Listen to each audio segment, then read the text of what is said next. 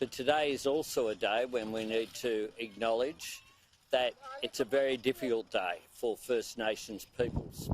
That First Nations peoples didn't have a welcome to country for the First Fleet.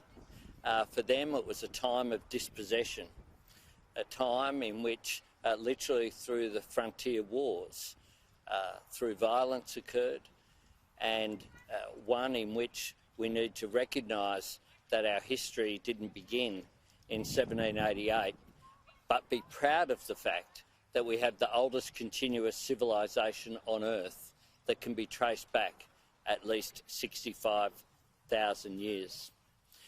We need to work out ways in which we avoid the divisive debate that's occurred every year around this time about the choice of date to have our National Day.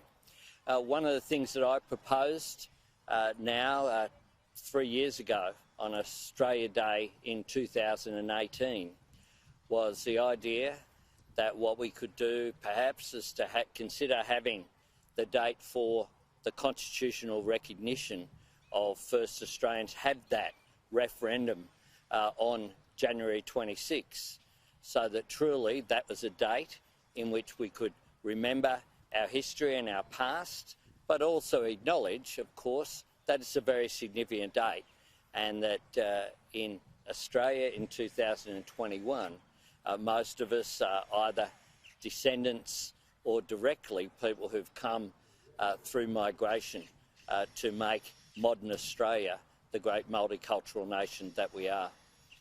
Happy to take questions.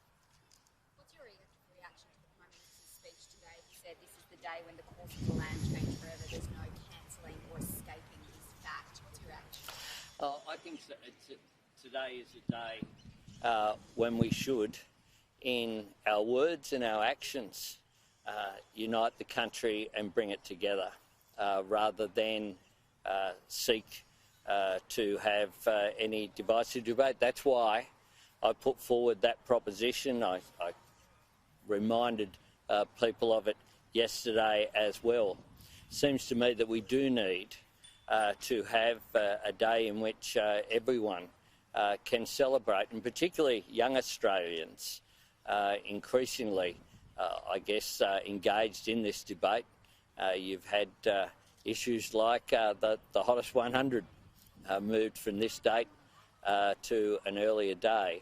I think that it's time to have a debate about how we move forward in a way that truly unites the nation, one that recognises dispossession, but one that also recognises that modern Australia has continued to evolve and will continue to evolve into the future.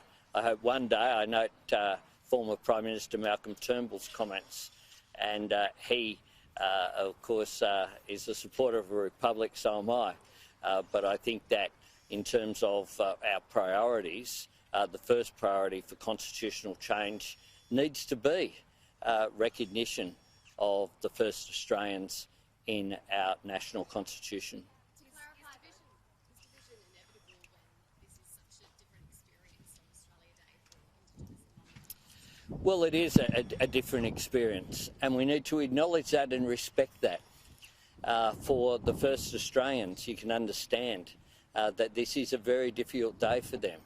It's one of heartache, and one in which they recognise what occurred to their people.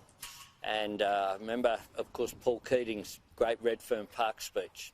And I think that that was the sort of a speech that makes me proud, not just to be a Labor Party leader, but proud to be an Australian.